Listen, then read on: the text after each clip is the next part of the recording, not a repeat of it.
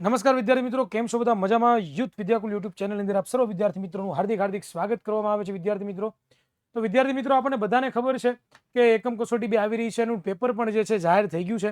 ધોરણ 9 વિષય વિજ્ઞાનનું પેપર જે છે આવી ગયું છે. વિદ્યાર્થી મિત્રો, તો આજે આપણે જોઈએ કે વિભાગ એ નું પ્રશ્નનું સોલ્યુશન કરીએ તો વિભાગ એ જે છે અંદર 4 ગુણના જે છે એ એક માર્કના પ્રશ્નો પૂછાવાના છે. તો પહેલો પ્રશ્ન વિદ્યાર્થી મિત્રો એવો છે કે પહેલો પ્રશ્ન વિદ્યાર્થી મિત્રો એવો કહેવામાં આવ્યો છે આપણને લોકોને કે આત્મઘાતી કોથળી કોને કહેવામાં આવે? તો કે આપણને બધાને ખબર છે કોને કહેવામાં આવે, લાઇસોઝોમ્સને કહેવામાં આવે છે. ત્યાર પછી બીજો પ્રશ્નનું જો સોલ્યુશન કરીએ તો આપણને એક વિધાન આપ્યું છે એક્સ, જેનું કીધું છે કે ગોલ્ગી પ્રસાધન જટિલ કોષીય પટલ સંરચનાઓ ધરાવે છે, અને બીજું વિધાન આપ્યું છે કે લાઇસોઝોમ્સ ગોલ્ગી પ્રસાધનના નિર્માણ માટે જવાબદાર છે. તો આમાં સાચું શું છે? તો કે આપણે જોવાનું છે કે ભાઈ આ ગોલ્ગી પ્રસાધન જે છે એ જટિલ કોષીય પટલ રચના ધરાવે છે, તો કે યસ ધરાવે છે, બરોબર. અને સાથે સાથે બીજું શું છે? તો કે લાઇસોઝોમ્સ જે છે ગોલ્ગી પ્રસાધનનું નિર્માણ કરે, ખોટું. તો આ આપશે, બરોબર, ઓપ્શન બી આવશે. ત્યાર પછી આપણને પૂછ્યું છે વિદ્યાર્થી મિત્રો કે એટીપી નું પૂરું નામ શું છે? તો કે એટીપી જે છે વિદ્યાર્થી મિત્રો એનું પૂરું નામ તમને અહીંયા લખી દઉં છું કે શું થાય છે. તો કે એડીનો શું થાય છે? તો કે એડીનો સાઇન ટ્રાઈ ફોસ્ફેટ, બરોબર. એડિનોસાઇન ટ્રાઇફોસ્ફેટ જે છે એનું નામ છે.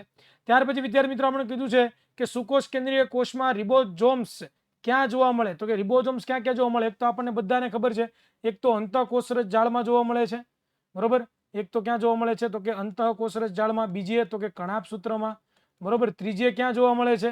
તો કે ત્રીજું જે છે આપણને હરિતકણની અંદર જોવા મળે છે, બરોબર. હરિતકણની અંદર જોવા મળે છે.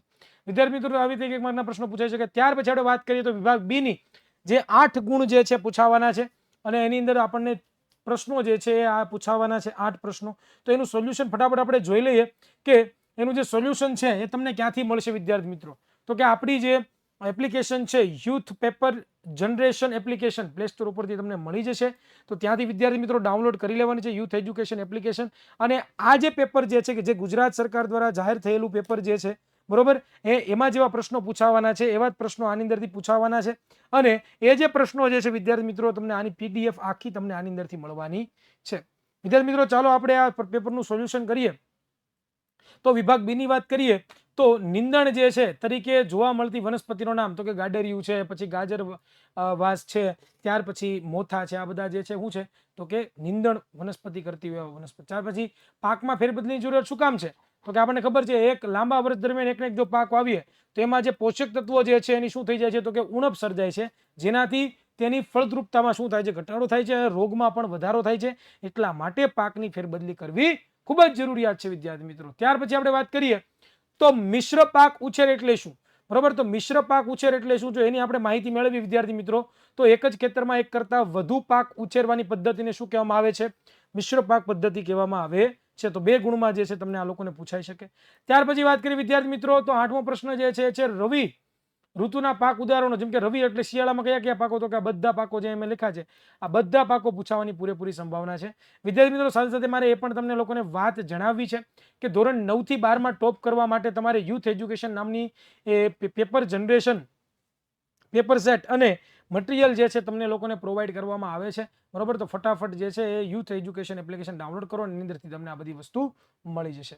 સેક્શન સી ની વાત કરીએ તો ટોટલ 3 પ્રશ્નો પૂછાવાના છે અને 9 ગુણ થશે. 3 માર્કનો એક પ્રશ્ન હશે. વિદ્યાર્થી મિત્રો, તો પહેલો પ્રશ્ન એવો પૂછાઈ શકે કે ખાતર અને રસાયણ ખાતર શું છે અને તેના લાભ અને ગેરફાયદા. તો પહેલા તો આપણે એની વ્યાખ્યા લખી નાખવાની ખાતરની અને રસાયણ ખાતરની, અને ત્યાર પછી એના આપણે શું લખવાના છે? તો કે એના લાભ કયા કયા છે, એના લાભ કયા કયા છે તો લાભ લખવાના છે. સાથે સાથે બીજું એના ગેરલાભો પણ લખવાના છે, બરોબર. અને એટલું લખશો એટલે તમને 3 ગુણ જે છે વિદ્યાર્થી મિત્રો કેટલા? તો કે તમને લોકોને જે 3 ગુણ છે એ તમને લોકોને જે છે એ 3 ગુણ પ્રાપ્ત થઈ જશે. કેટલા ગુણ પ્રાપ્ત થઈ જશે? 3 ગુણ જે છે પ્રાપ્ત થઈ જશે. વિદ્યાર્થી મિત્રો, ત્યાર પછી વાત કરીએ તો આ પ્રશ્ન પણ પૂછાવાનો છે કે મરઘા પાલનમાં રાખવી જોઈતી સાર સંભાળ વિશે નોંધ આપો. તો મરઘા કેન્દ્રમાં કેવી કેવી સાર સંભાળ? તો કે ભાઈ એનું નિવાસનું ધ્યાન રાખવું જોઈએ, એના આહારનું ધ્યાન રાખવું જોઈએ, એના રોગ નિયંત્રણનું ધ્યાન રાખવું જોઈએ. આટલા 3 મુદ્દાઓ તમે લખો એટલે તમને પૂરેપૂરા માર્ક મળી જાય. વિદ્યાર્થી મિત્રો, સાથે સાથે મેં તમને એ પણ વાત કરી કે ભાઈ વિદ્યાકુલ નામની આપણી એપ્લિકેશન છે, વિદ્યાકુલ નામની એપ્લિકેશન છે, અને આ જે વિદ્યાકુલ નામની એપ્લિકેશન છે એની ઉપર અમે લોકો જે છે પેઇડ કોર્સ આપીએ છીએ ધોરણ 9 ના વિદ્યાર્થીઓ માટે, ધોરણ 10 ના વિદ્યાર્થીઓ માટે, ધોરણ 11 કોમર્સના વિદ્યાર્થીઓ માટે અને ધોરણ 12 કોમર્સના વિદ્યાર્થીઓ માટે પણ જે છે સરસ મજાની બેચ જે છે જાહેર થઈ ગઈ છે. તો એડમિશન લેવા માટે ફટાફટ જે છે વિદ્યાકુલ એપ્લિકેશન ડાઉનલોડ કરો અથવા તો આ ફોન નંબર ઉપર ફોન કરો, જેનાથી તમારું એડમિશન શું થઈ જાય, કન્ફર્મ થઈ જાય. ચાલો વિદ્યાર્થી મિત્રો, 11મો પ્રશ્ન જોઈએ. તો આપણને એવું કીધું છે કણાપ સૂત્રની રચના, વિશિષ્ટતા અને કાર્યની સમજૂતી આપો. તો પહેલા તો કણાપ સૂત્રની રચના તમારે જણાવી દેવાની, બરોબર. એનું કાર્ય શું છે? તો કે ભાઈ આપણને બધાને ખબર છે કે એટીપી જે છે એટલે ઉર્જા ચલણ તરીકે વપરાતી એટીપી, એનું પોતે સંશ્લેષણ કરવાનું, અને બીજું રિબોઝોમ્સ અને ડીએનએ પોતાનું ધરાવે છે. આ બધી વસ્તુ તમારે લખી નાખવાની, એટલે આમાં પણ તમને 3 માંથી 3 માર્ક મળી જાય. વિદ્યાર્થી મિત્રો, ત્યાર પછી આપણે વાત કરીએ છીએ વિભાગ ડી ની, જે 4 ગુણની અંદર પૂછાવાનું છે. અને એમાં એક પ્રશ્ન પેલો એવો પૂછાય છે કે તમને લોકોને કે અંતઃકોષરસ જાળ એટલે શું, બરોબર. અંતઃકોષરસ જાળ એટલે શું? તો અંતઃકોષરસ જાળનું સ્થાન જણાવવાનું, એની રચના જણાવવાની અને એના પ્રકારો જણાવવાના છે. અને આટલી વસ્તુ તમે લખો એટલે 4 માંથી 4, અને કાર્ય પણ લખવાના, એટલે 4 માંથી 4 માર્ક છે જે તમને એ પ્રાપ્ત થઈ જાય. કેની અંદરથી? તો કે અંતઃકોષરસ જાળ. જો એ ન પૂછાય તો આ પણ પૂછાવાની પૂરેપૂરી સંભાવનાઓ છે, જેનું નામ છે સિંચાઈ માટે ઉપલબ્ધ પાણીના સ્ત્રોતો જણાવો. તો સિંચાઈ માટે કેટલા ઉપલબ્ધ પાણીના સ્ત્રોતો? જે કૂવો છે જ્યાંથી પાણી મળે, નહેરોમાંથી પાણી મળે છે, નદીઓમાંથી પાણી મળે છે, અને તળાવોમાંથી પણ પાણી પ્રાપ્ત થાય છે. તો જો આટલું લખો તમે તો તમારે 4 માંથી 4 ગુણ જે છે પ્રાપ્ત થઈ જાય. વિદ્યાર્થી મિત્રો, હવે આ પીડીએફ તમને ક્યાંથી મળશે? તો કે આન્સર સાથેની પીડીએફ જે છે તમને વિદ્યાકુલ એપ્લિકેશન ઉપરથી મળવાની છે. તો યુથ એજ્યુકેશન નામની એપ્લિકેશન છે, એ ડાઉનલોડ કરો પ્લે સ્ટોર ઉપરથી. એમાં તમે અભ્યાસ પણ કરી શકશો, પેપર જનરેશન પણ કરી શકશો, auto paper generation, random paper generation બધું કરી શકશો, બરોબર. તો આ મળીએ છીએ